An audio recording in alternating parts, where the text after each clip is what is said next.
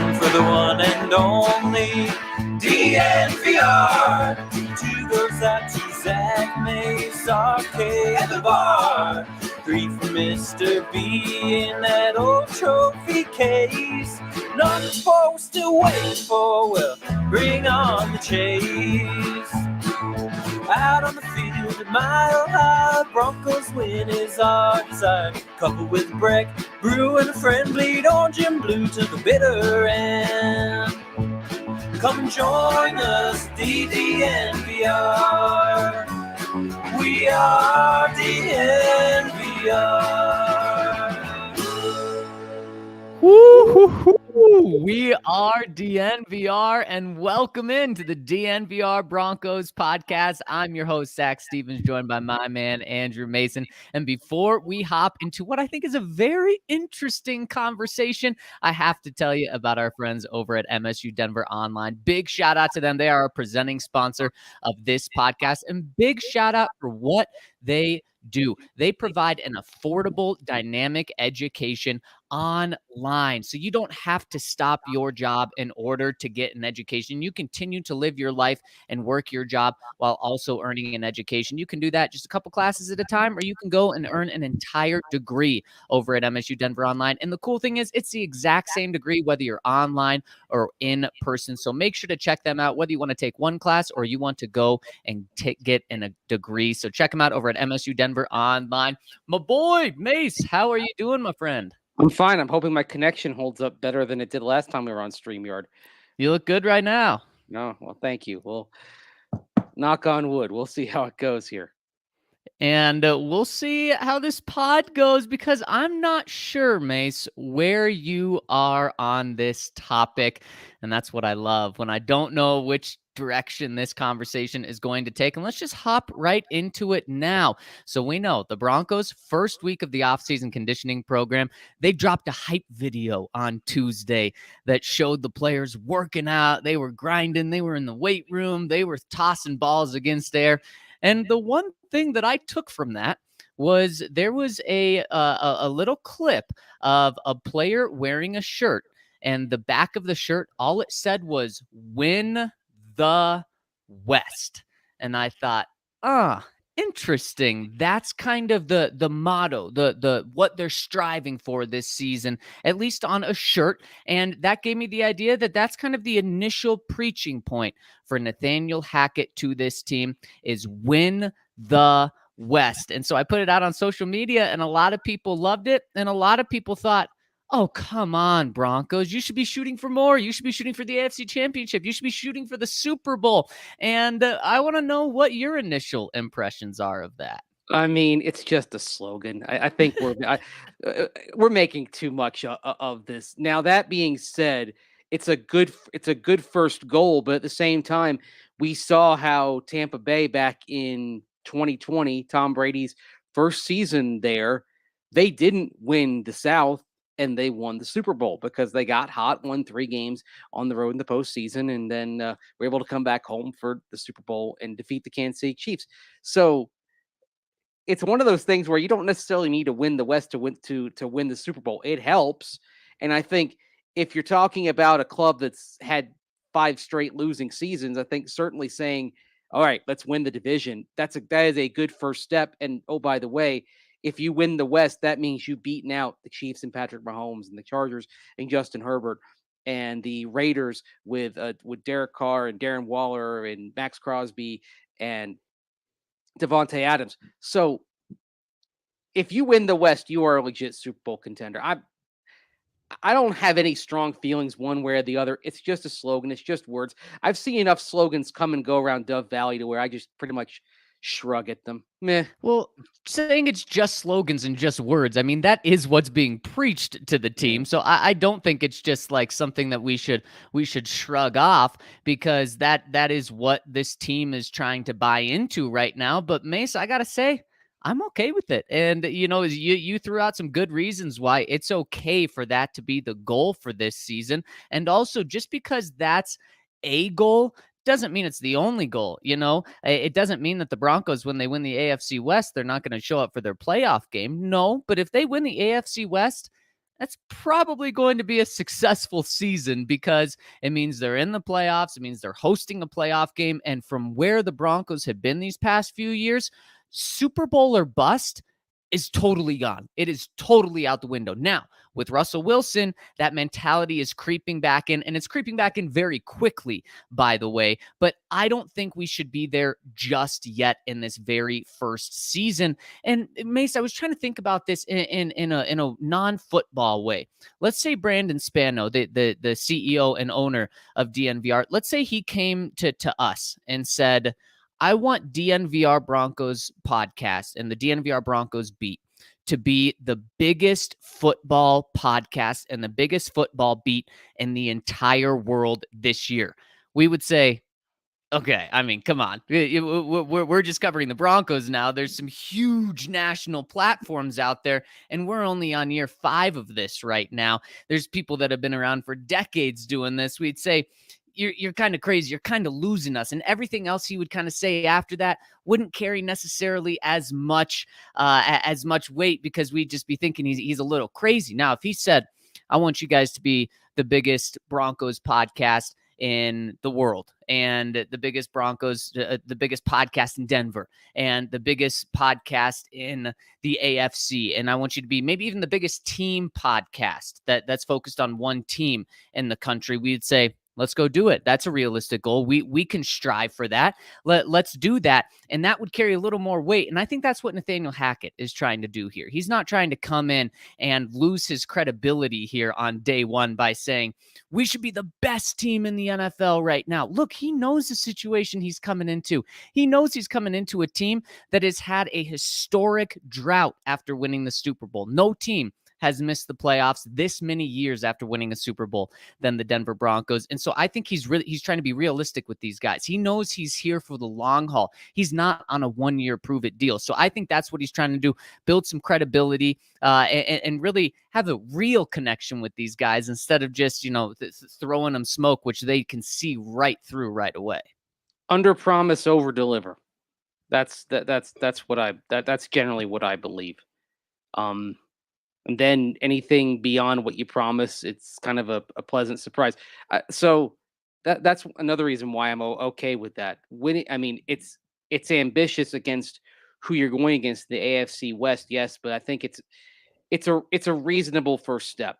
And and the other thing is playoff outcomes, they can be kind of random and fluky anyway. I mean, for example, go back 10 years ago when the Broncos have the number 1 seed in the AFC, but Champ Bailey has a bad day. Raheem Moore lets the receiver get behind him. You have Matt Prater, who's been aces all year, whose foot catches the ground on a field goal attempt, and boom, you're out. So I tend to get a little bit nervous when you promise anything beyond the 17-game sample size of the regular season. Playoffs, it's one and done. Anything can happen on a particular day. Que sera, every cliche in the book.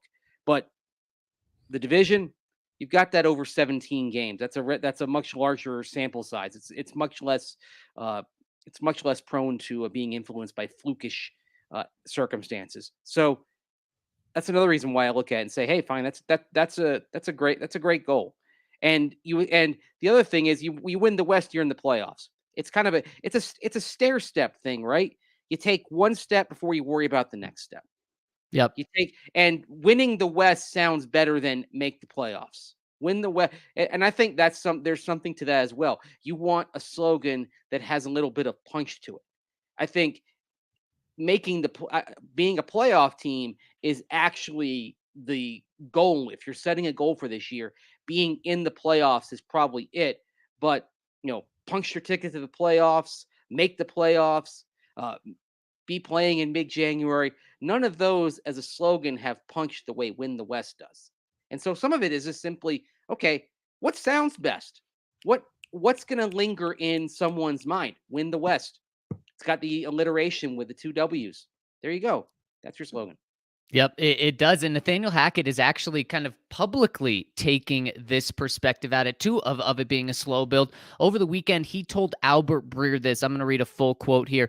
He said, "Look at basketball. Well, look when LeBron goes somewhere new. I mean, it's not like they jump right in and win it. People have to mold together. The idea is to get that mold to happen as fast as you possibly can. We did a great job finding ways to win games that first year in Green Bay. And then that second year is where I felt like it was the best offense I've been a part of." So what he's saying there is we can do great things in year one. We can have a great offense. We can have a great team, but it's not going to click right away. In fact, that year two is when it's really going to click. And just look at what he did in Green Bay. He's exactly right. Then what happened in his second and third year in Green Bay?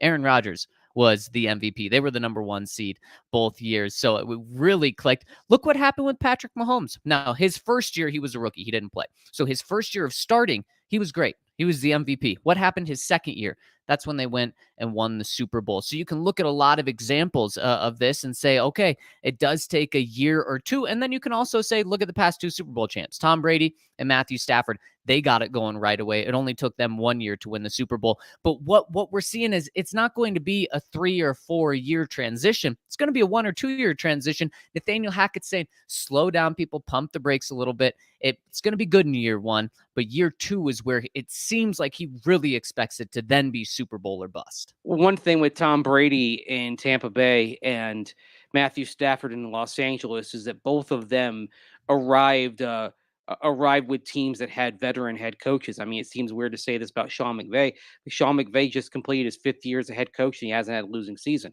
And of course, Bruce Arians has been around the block several times, whereas Nathaniel Hackett, first-time head coach, you got first-time defensive coordinator, you have Dwayne Stukes moving from assistant special teams coach in LA to special teams coach here. You have Justin Allen as a first-time offensive coordinator who isn't going to call the plays. So you have that plus a new quarterback coming in, plus a new scheme.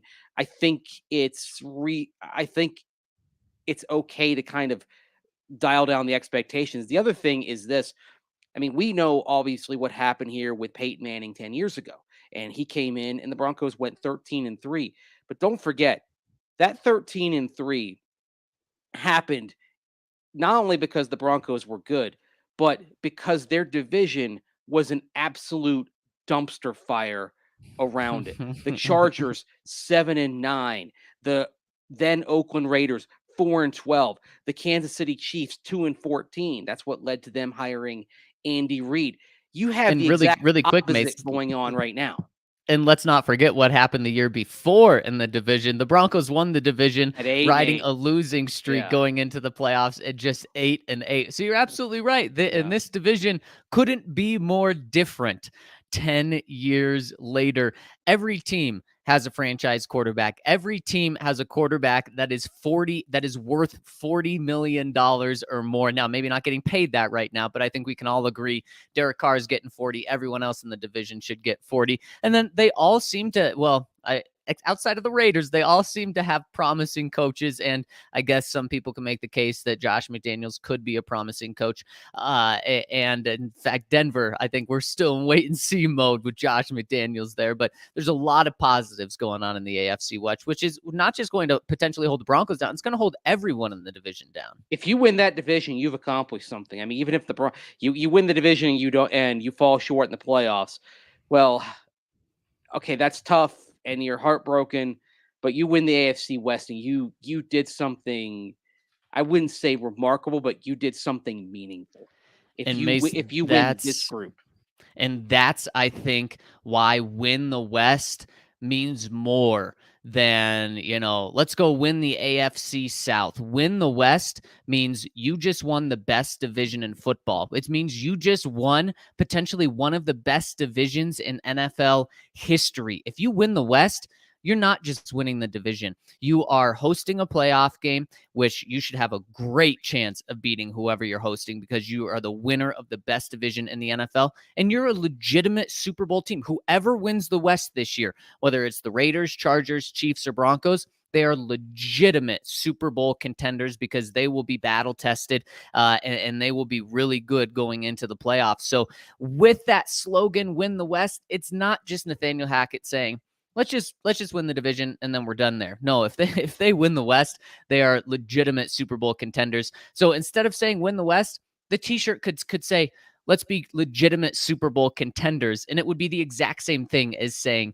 let's win the West. Yeah, exactly. If you do that, you're a contender. Shoot, if you finish second in the West, you're a Super Bowl contender, and you're probably in the playoffs.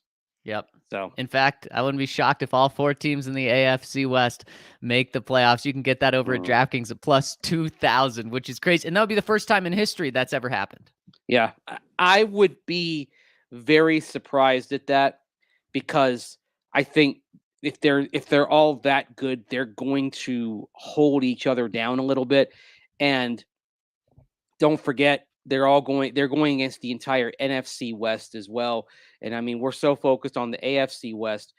Let's not forget that the NFC West features the defending Super Bowl champion, another team that just made the NFC Championship game, and a team that won 11 games last year. And if you're talking about the first 2/3 of the season, the Arizona Cardinals are tough. So between that and division play, I would definitely not bet on all 4 AFC West teams to make the playoffs. And also, the rest of the AFC is strong too. So that alone, I think, is going to probably going to prevent all 4 from making it. One of these teams that has Super Bowl aspirations, at least one, maybe even 2 of them, when the playoffs start, they're going to be on the sideline.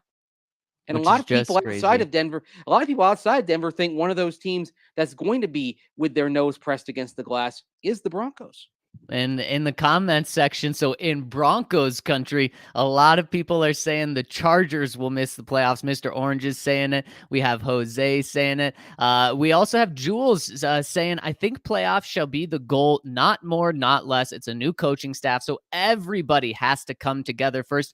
Jules, you probably have your head on straight. That's probably the right take. It's just not as juicy as people want, but we really appreciate everyone tuning in live for this early pod. We'd really appreciate it if you give us a thumbs up over on YouTube. If you're watching on Twitter, hop over to YouTube, hit us with the thumbs up, subscribe, alert, because a lot of you comments and pointed out, we're going early today. The Broncos have media availability, so we wanted to make sure we got a good pod in, and that made us go early. And if you turn on alerts and subscribe, you'll be notified that we're going early on days like this. Tomorrow we'll be back at the normal noon time. We've got an awesome 3-ring circus plan with our guy, D-Line Co. Eric Weedham. It's going to be an absolute blast, and something that is also an absolute blast is coming by the DNVR bar for Avs and Nuggets playoffs Saturday. It all starts at 6:30 p.m. when the Nuggets take on Golden State. The bar is going to be hopping.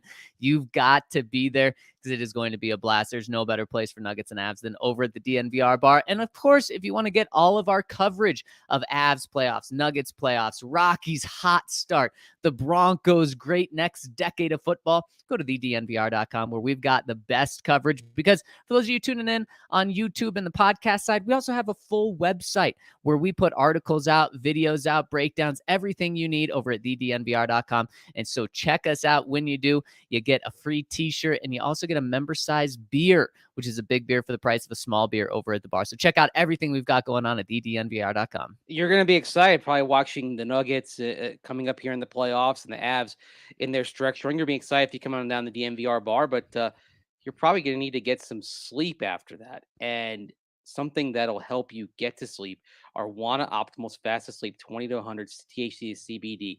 You need to catch up on some Should I for the big game. You can get that and much more over at Light Shade Dispensary. Of course, they're all over the Denver area. You can shop online at lightshade.com. Use the code DNVR, get 25% off, and you can shop online, make your order, and then go pick up at a Light Shade location near you. They've got 11 convenient locations along the Front Range, including a new one at 6th Avenue and Federal Boulevard. That's the biggest Light Shade store. They've got specialty products not offered at other locations. Now, no matter what location you go to, from April 20th through April 26th, you're going to be able to get 420 specials. Yes, we're coming up on 420. For a lot of people, that's a magic day. And over at lightshade.com, Lightshade Dispensary, you're going to get 5 best-selling products. That'll be buy one, get one for $1 from April 20th to the 26th. Lightshade's got something for everyone, from the casual consumer to the connoisseur. They've got a premium selection of cannabis concentrates, top shelf flower, edibles, tinctures, accessories, and much more. And like I mentioned, of course, those Wana Optimals Fast Asleep 20-100 THC to CBD. They've got the Wana Optimals Fast Asleep gummies, plant-based solution that'll tackle the root cause of sleeplessness, like stress and pain, rather than simply inducing drowsiness. They'll have your eyelids feeling heavy in just 5 to 15 minutes. So you know what? If you're having trouble getting to sleep, check out those Fast Asleep gummies over at Lightshade Dispensary. Remember, use the code DNVR for 25% off each purchase at lightshade.com or at any of the 11 Lightshade locations up and down the Front Range. Whether you're at the DNVR bar or whether you're at home watching in Denver or even outside of Colorado, you got to have a Breck brew with you. At the bar, you're going to be hooked up with all the Breck brews you need in the member-size glasses. And if you aren't at the bar, go to Breck Beer's website. Go to the Breck Beer locator in the top right-hand corner of their website to find the closest Breck beer to you. And it's really cool. You get a breakdown of what beers they have and where they are closest to you, because you're going to need the official beer of DNVR while you're supporting your Avs and Nuggets in the playoffs. And man, the weather's warming up. It's strawberry sky season. We want to see people tag us on Twitter on Fridays when it's a Breck Brew Friday. So do that tomorrow. Get the official beer of DNVR. That is Breckenridge Brewery. All right, Mace, we've got a couple prospects to break down in our series of continuing to break down guys that can potentially be there for the Broncos at the 64th overall pick. And let's hop into one of them, running back Isaiah Spiller. And a shout out to our draft guys, Dre and Jake, for putting together a little piece on them. And Isaiah Spiller, running back out of Texas A&M, 6'1", 215 pounds, so has good size for a running back. And he's a guy that is viewed as being a piece that can kind of do it all. He can really be a 3-down running back. And so that's what Isaiah Spiller's viewed at. Mace, what do you think of him?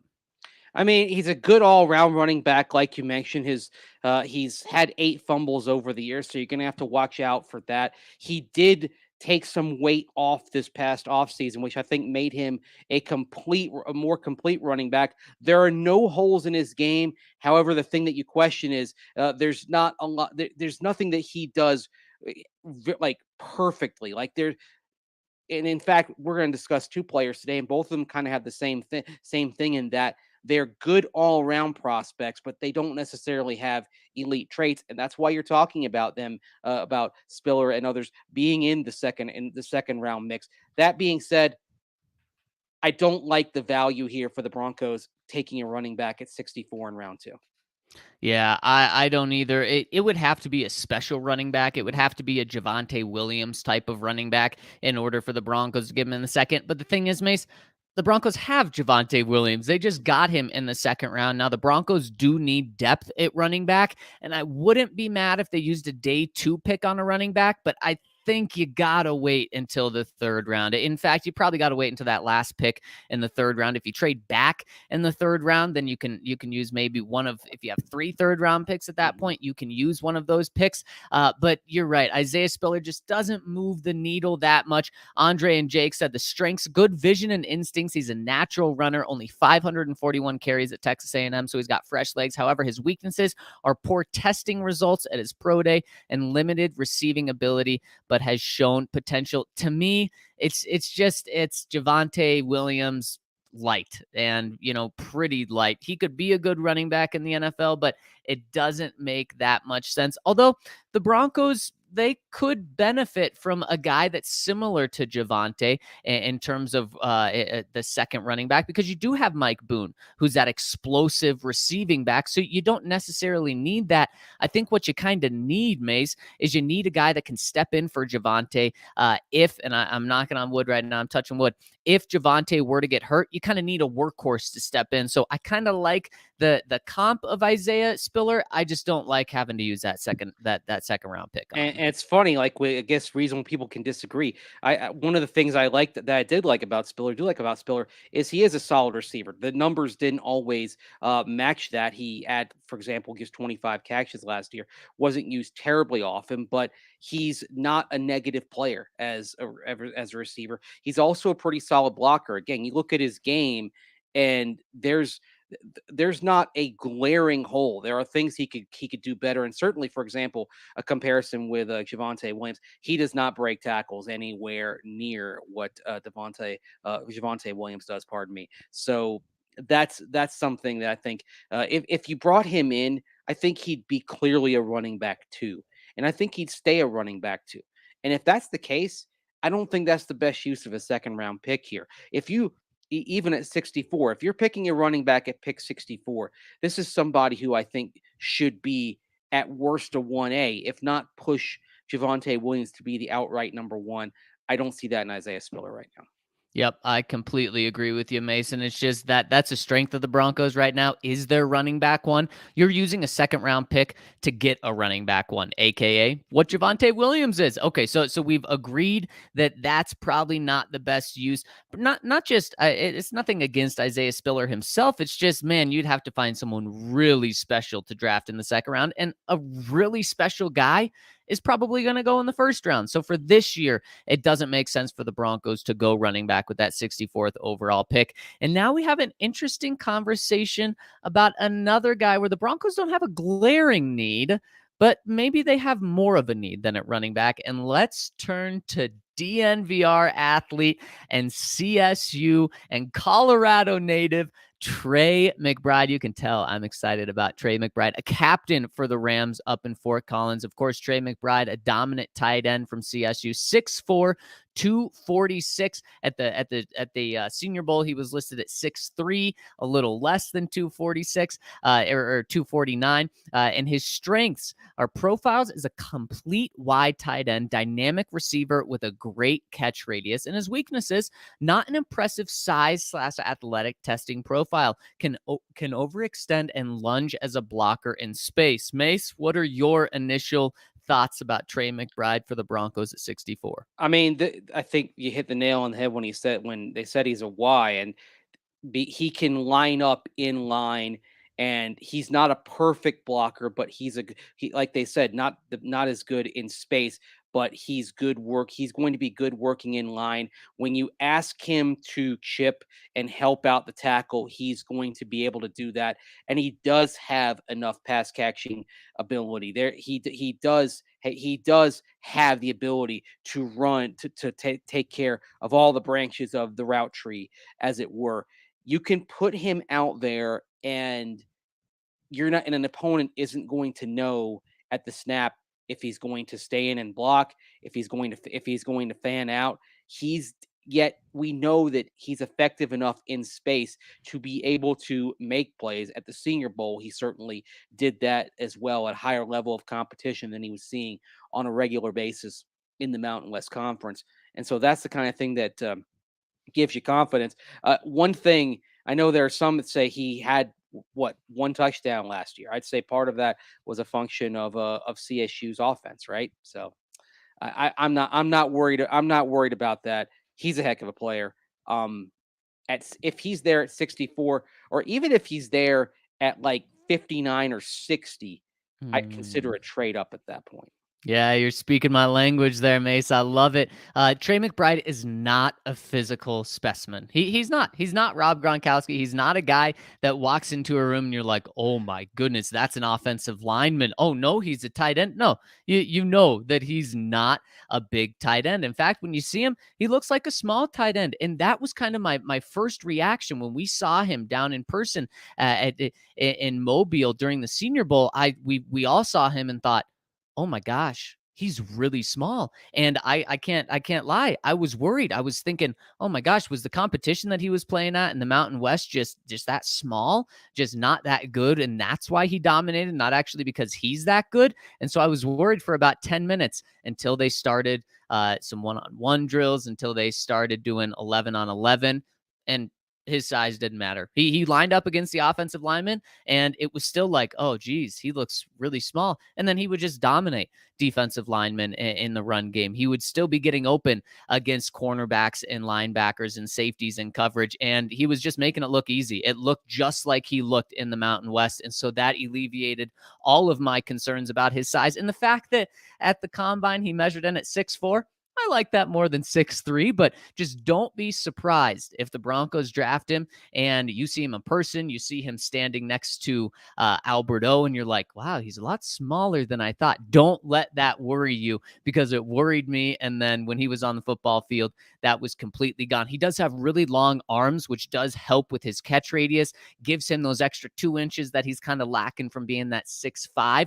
And as a blocker, he isn't incredible, but he's really good. And some people are saying, is he a better blocker than Noah Fant? He would instantly be the team's second best tight end blocker, because they have a tight end blocking specialist, probably not as good as him right away, but he would be certainly a more well-rounded than Albert O right away. And Mace, my question to you is, if the Broncos draft Trey McBride, is he their number 1 tight end week 1? He could be, because he's the best all-round option they have. Now, that being said, he's not quite as dynamic down the field as Albert Okwuegbunam, and he's not as devastating a blocker as Eric Tomlinson can be, but he's the best mix of both. Right now, if you've got an issue with the tight end position, it's that you have one guy who is strictly a blocker as a Y, and then you have one guy who, in Okwuegbunam, who is strictly a move tight end in space. They're going to try to train him to where maybe he can go alongside Tomlinson, and maybe he can improve a little bit as a blocker. But I think we've seen enough in 2 years to know that as a blocker, Okwuegbunam is not going to be a plus player. And if you want kind of evidence of his struggles there, just look back at week 18 against Kansas City and the miss that leads to the Melvin Gordon fumble there in the red zone that's returned all the way for a touchdown. So because of that, I think you're looking for somebody who can do all things and be your every down option and give you maximum versatility and flexibility in terms of what you're doing formationally and what you're doing when you break the huddle. You can't, like, if you see Trey McBride in line, if you're a defense, you can't sleep on him taking advantage of a one-on-one matchup against an edge and beating him. You can't sleep on him staying in to help out Billy Turner or help out Garrett Bowles on the other side in chipping. That versatility means that you can catch an opponent off guard. Right now, you're kind of tipping your hand a little bit, whether you use Tomlinson or Okwuegbunam. You're not tipping your hand if you have Trey McBride out there. And that's why I think it would not take long for him to be your primary tight end at the Broncos draft him. Yeah, I mean, he instantly opens up the Broncos offense, gives Nathaniel Hackett so much flexibility in terms of what he can do. And like you said, the defense won't know what you're doing when Trey McBride is out there. And so I like this pick, and I don't think it has to mean the end of Albert O here. Look, Nathaniel Hackett already admitted Albert O is going to be more of a receiver to start because he still has to develop his game as a full tight end a lot more. And I love that Nathaniel Hackett is taking that approach with Albert O. Instead of saying he's not going to see the field until he can be an all-around tight end and block, he's saying we're going to work on him being a blocker. And as we work on him being an all-around tight end, he's still going to see the field where he's really good right now. And that is as a receiver. Now you get into the question and the issue of Courtland Sutton, Jerry Jeudy, Tim Patrick, KJ Hamler, Albert O, Trey McBride, Javonte Williams. How do you get all these guys on the field at once? And that's one thing that Trey McBride, if the Broncos draft him, it's going to cause some issues. Now, it's not all bad issues, but it's going to push someone off the field. And it may not be Albert O. It's probably going to be Albert O more times than not. But who are you taking off the field? We've already said it a lot this offseason. In fact, going back all the way to when KJ Hamler got hurt last year. KJ Hamler, we're not counting on him. So he's probably taken, in our minds going into this season, he's probably taken KJ Hamler off the field a little bit more. But then you still have Tim Patrick, Jerry Jeudy, Cortland Sutton, Albert O, Trey McBride. You're not going to be running 5 wide receiver sets every single down because you got to get Javonte Williams in there too. So who are you taking off the field? Is it really talented first-round pick Jerry Jeudy? Is it Tim Patrick, who you're paying $11 million to? It's probably going to be Albert O a lot of the time, but also, don't you want to line up 2 wide or 2 tight end and then have those guys go out for some mismatches? So that's something that George Paton kind of has to weigh. Okay, how much of a luxury pick is this compared to other positions that we need? Outside linebacker depth, inside linebacker depth, cornerback depth for the future. And the thing about all of these other positions is we're really talking about for the future at outside linebacker. You're not going to get an outside linebacker that's starting this year unless, knock on wood, one of those guys is hurt. You're not going to get a starting inside linebacker this year because you've already got your guys. Safety, you've already got your guys. Corner, you've already got your guys. This is one spot that you can get a legitimate starter, and especially in this player from day one in Trey McBride. Well, you rattled off the other positions. You said depth. You don't have an all-around tight end right now. No. You've got a blocking tight end. You have a move tight end in space. You don't have somebody who projects as a player who's going to be able to go in line, who has enough route running ability to be able to be moved out in space from time to time.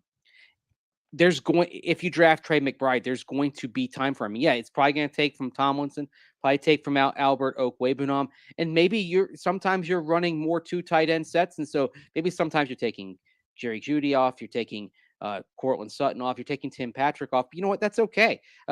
These guys weren't going to play 100% of the snaps anyway. So it gives you more flexibility and allows you to kind of be a little bit of a chameleon from week to week. If you want to develop a dynamic offense that can attack every opponent where they're weakest, you need options. I mean, you got to think kind of Belichickian here, right? Okay, if you see a team that is really weak covering inline tight ends when they flare out in space off the snap, then you know what? That's going to be a big day for Trey McBride. If you're looking at a team that is really weak at third corner, then okay, maybe it's going to be a little less McBride, and it's going to be a little more Jerry Jeudy. You can adapt from week to week based on this, and it's also a good long-term play because Albert Okwuegbunam, he's already halfway into his first contract, and he really hasn't gotten anywhere near where you need him to get as a blocker. And Tomlinson's on a short-term deal as well, so I think it's got short and long-term benefits if you draft McBride that exceed what you can get from another position. But again, he's got to fall that far. Some like Mel Kiper Jr. thinks he will. Dane Brugler, for example, did a mock draft and had him only falling to pick 60.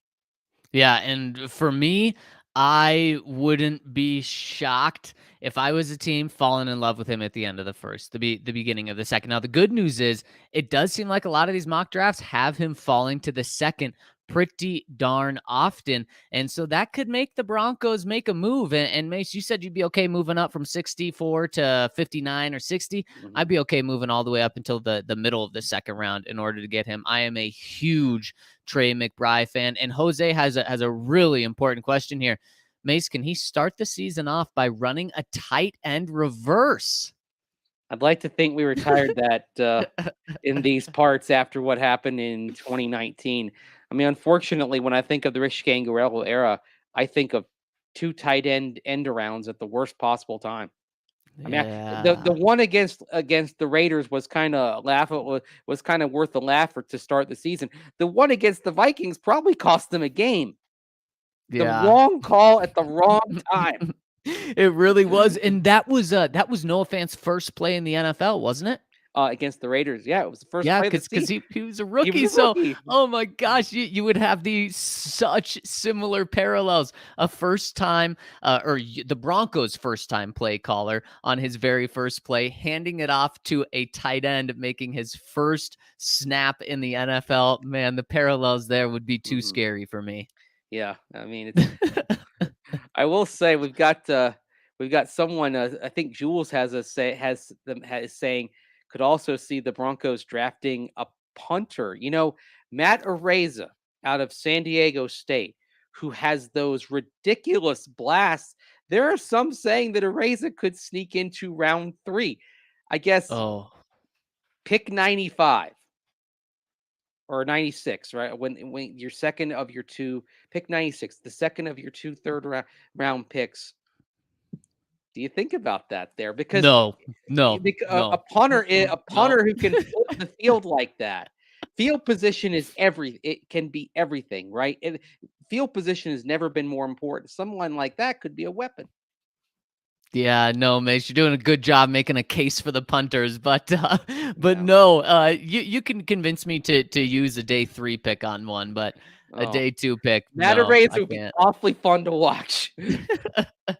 Man, if a punter is awfully fun to watch, it just reminds me of the past 6 years, and thank goodness we don't have to worry about that. And one thing, a lot of people get scared by you saying Broncos using a 3rd round. One thing that's also scary to a lot of people, Mace, is going to the dentist. But our friends over at Green Mountain Dental make it a very stress-free process, because right when you walk in, you get to talk Colorado sports with our friends over at Green Mountain Dental. They are die-hard Colorado sports fans. They're also die-hard DNVR fans, been a member with us for a long time. They stop by the bar, and we go to them, and everyone we send to them has fantastic things to say, because they are a family dentistry, and they're run like one. And if you sign up if you schedule a cleaning, x-ray, and exam, you'll get a free Sonicare toothbrush when you check out Green Mountain Dental. So, I mean, it's win-win-win. By supporting Green Mountain Dental, you're also supporting us, because supporting our partners is supporting us. You're supporting a great family-owned dentistry, and you get your teeth cleaned from great people and also get a free Sonicare toothbrush. So check them out, Green Mountain Dental.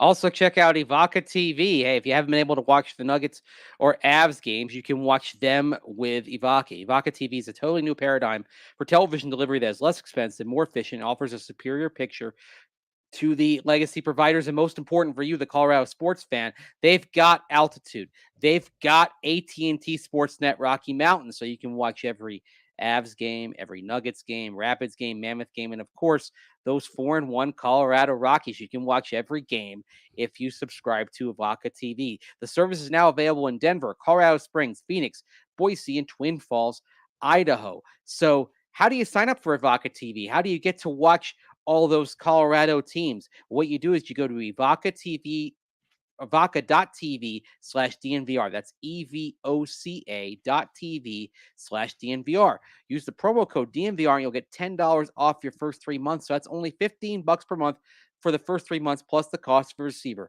No contracts, no hidden fees. You can rent that receiver. You can purchase it up front. Either way, you'll be set, and you'll be able to watch every game played by all of your Colorado teams. Altitude, of course, like I mentioned, they got the Rapids, they've got the Nuggets, they've even got DU hockey as well. You can watch that. You'll be able to watch, of course, the Broncos, because they've got all the over-the-air channels as well. And of course, like I said, AT&T Rocky Mountain, because they've got the Rockies. So check that out at evoca.tv/DNVR and use the promo code DNVR and get $10 off your first 3 months at Evoca TV.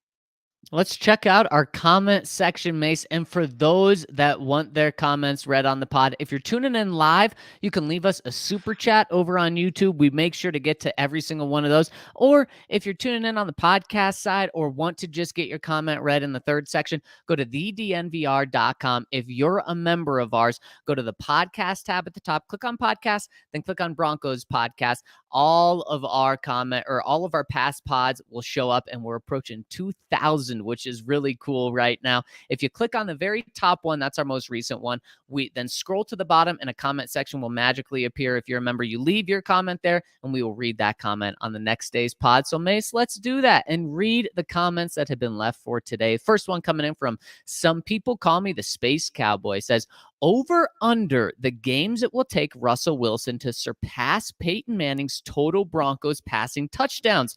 70 games, just over 4 full seasons, not including the playoffs. So Peyton had 70 touchdowns as a Bronco, and he's setting the over-under here at 4 seasons for Russell Wilson to get 70 touchdowns. Mace, what are you taking? Well, his total number of touchdowns as a Denver Bronco was actually, let's just see here, 37 plus 55. So that's 92 plus 39. That's 131. So 140 touchdowns. Okay, so 140 touchdowns, and he's saying he's giving you 70 games. He's saying 2 touchdowns per game. I think that's fair. And are you taking the over or the under that it takes 4 seasons? You think it'll be less than 4 seasons or more than 4 seasons? You mean 70 games or more than 70 games? Yep. Yeah. I don't know. I'll flip a coin sometime and decide. I'm gonna go over. I'm gonna say it takes him less than 70 games to do that, because Russell Wilson, he averages over 2 touchdowns per season, doesn't he? Or 2 touchdowns per game in his career, doesn't he? Or at least of recent. Recently, he has, yes. I don't know if that's the case for his entire career. In fact, let's see if we can. He's played in 158 games, and he has 292 touchdown passes. So that is not 2 per game. However, in the last, and actually, and I think we lost Mace right there, but let's just look at the past 5 seasons for Russell Wilson.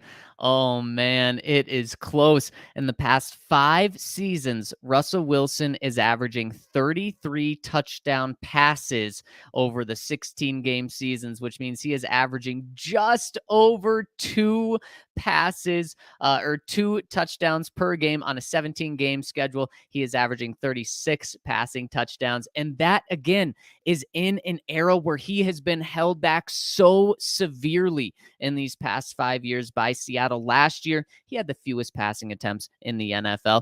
Pete Carroll wanted to run the ball and not let Russ cook. Nathaniel Hackett is going to let Russ cook. This is going to be a pass-first offense with Javonte Williams there. So Russ was able to get over 2 touchdowns per game in the past 5 seasons, and an offense that didn't allow him to be him.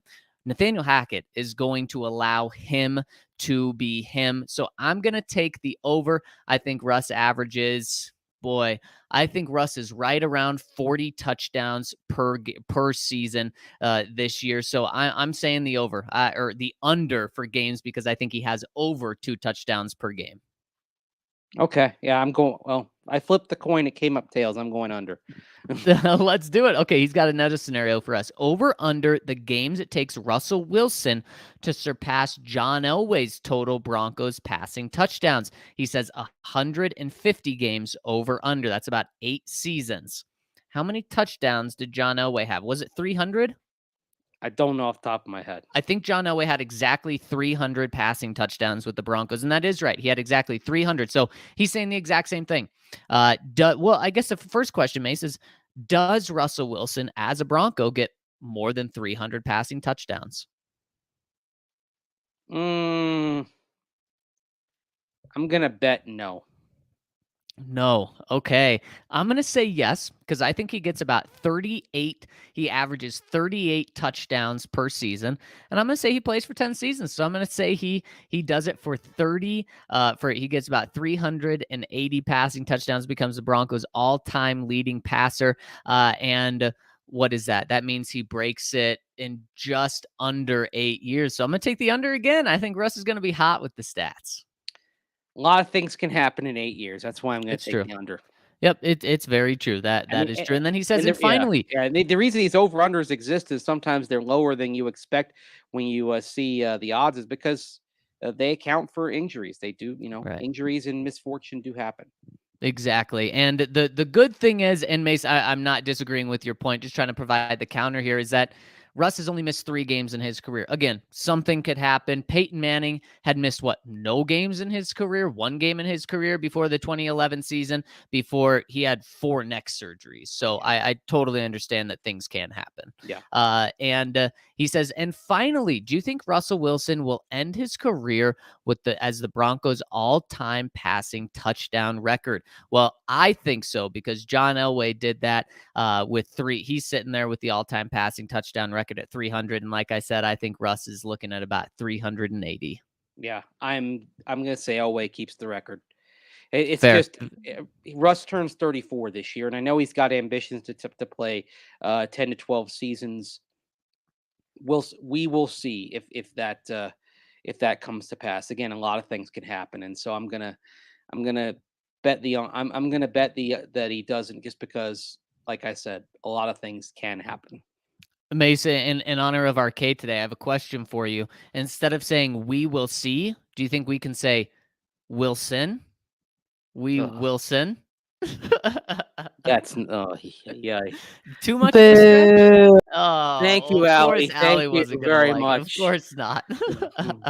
Arcade, we missed you today. I think I'm being ganged up on. If I had Arcade, it'd be 2-2 here. But had to ask. Next one coming in from Vash the man. He says, "My boys, what is up? Just wanted to tell you my story of where I was when I heard the news. I was walking back to my living room to fold some clothes when a phone went off, or when my phone went off. Aaron Rodgers re-signs with Green Bay. I was so disappointed. I was thinking at least my boys will get me pumped about some draft picks we get.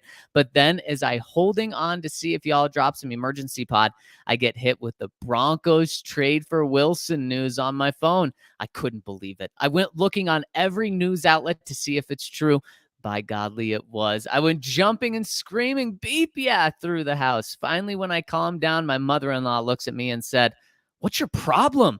I tell her I tell her problem. Nah, the only problem I have is the Broncos are getting another Super Bowl ring, and I better be at that game. Peace, love, and chicken grease.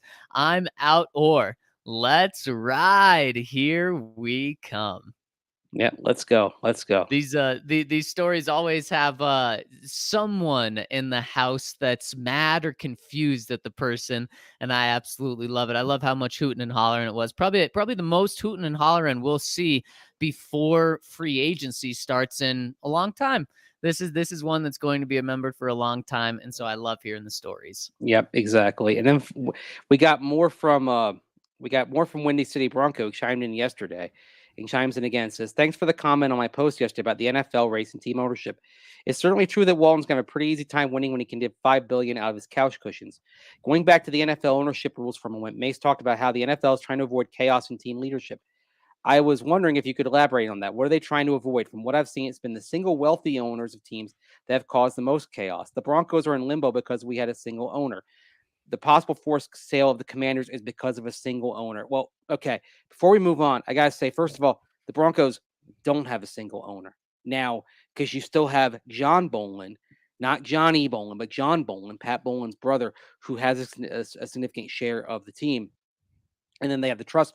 And when Pat Bolin bought the team, there were a lot of portions that were with other family members, and he gradually, as the asset increased and his liquidity and he was able to find liquidity, he would buy out portions of the team from family members. And Washington, when Daniel Snyder bought the team, there were two other significant investors, among others, in Fred Drasner and Mort Zuckerman and others who were involved with minority shares as well of the team, and eventually he bought them out. So when you're talking about the purchase here, a lot of the, you just mentioned, you mentioned these two examples. Well, these people were able to buy the teams because you had multiple parties involved with it, and so I don't think that that's necessarily the best example here.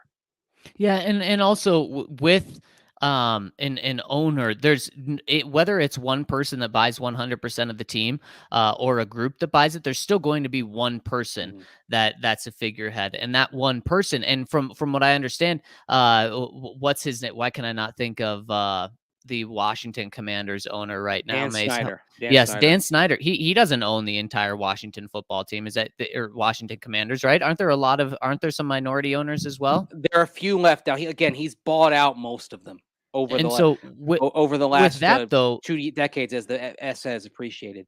But with that, he hasn't been able to stop, or those other owners haven't been able to stop him from doing the things that he's done. So I do agree with you that that's not necessarily the only reason or why things are bad, is because there's just one owner running it. You have to have one owner. In fact, last year it was Dan Snyder bought the 40% that wasn't owned by him last year. That he completed that. So they only got to 100% ownership in 2020, 2021. Like, because remember, it made news when one of the minority investors is another Fred. I mentioned Fred Drasner, Fred Smith, the CEO of FedEx. And as things started to multiply there, issues started to multiply, Fred Smith wanted out from that ownership group. So the other thing that the NFL wants is they don't want a succession issue. And if you have a lot of pieces involved, you can have some succession issues. The ideal thing is as few as you can possibly get, and then a clear command, and then a clear succession. That's why, as we talked about earlier, if Rob Walton buys the team, the first question that needs to be answered is, what is the succession plan here? Because I don't like the idea at all if Rob Walton buys a team of saying, okay, one child gets a third, one child gets a third, and my third child gets a third. That's a prescription for disaster. Just look at what has happened with the Tennessee Titans and the chaos they've dealt with on and off over the last 10 years since Bud Adams died and the team passed to his heirs. And then the commenter continues and says, how many teams go off the rails because they are inherited by an owner that just isn't up for the job? And that's kind of something that Mace just talked about that succession plan and how important that is. He says, it seems to me that having teams with large ownership groups, or ideally community ownership, would lead to less chaos, not more. The Packers organization has been steady as a rock because of their ties to the community. And yes, it would be really cool if the Denver community could buy the Broncos, but for many reasons, including the fact that the NFL just certainly will not allow that and has changed the rules and has grandfathered the Packers in, that won't happen. As cool as that would be, I would love to see it. It's just, that's just too much of a dream world, Windy City Bronco. And there's another thing, and if you're 45, 50, 55, you remember a time when the Packers weren't very good.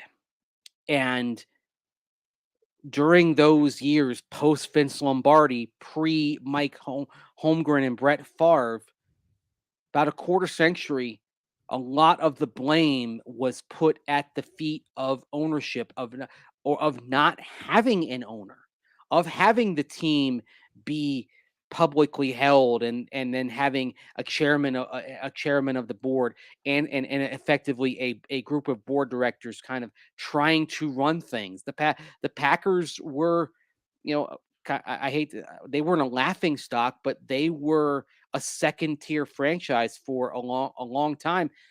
And then proving it's all about the quarterback, Brett Favre walks in at the same time as Mike Holmgren, and then they have Aaron Rodgers, and they've been successful for the last 30 years. If you didn't have Favre and Rodgers, I don't think we'd be having the same conversations about the Packers structure being a paragon of virtue and being perfect. One thing that you have to have is, or that it seems you have to have, is someone that can take control. And in that Packers time, it seemed like there wasn't one person that could take control.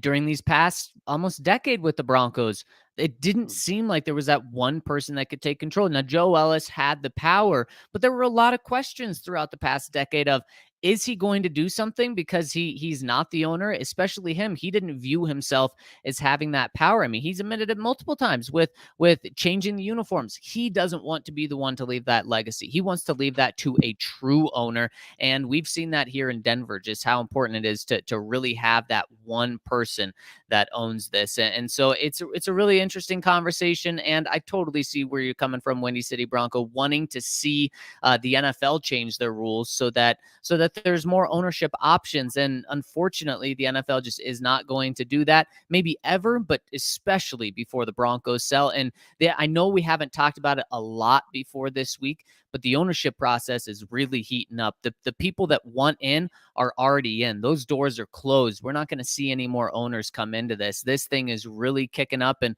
we're going to know in the next couple months who the next owner of the Denver Broncos is. Yeah, we will. And that probably be finalized over the course of the summer. Yep, it certainly will be. And we're going to finalize this pod right now. But Mace, I've really enjoyed this conversation. Really appreciate everyone in the comment section. Jose, you're always a staple in our live pod. We really appreciate you. Really appreciate everyone tuning in on the podcast side as well. It means so much to us. And we're going to have a really fun show coming on tomorrow. So make sure to stay tuned. At noon, we'll be going live with our friend D Lineco, Eric Weedham. And thank you all so much for tuning in to the DNVR Broncos podcast. We will talk to you tomorrow. Have a terrific Thursday.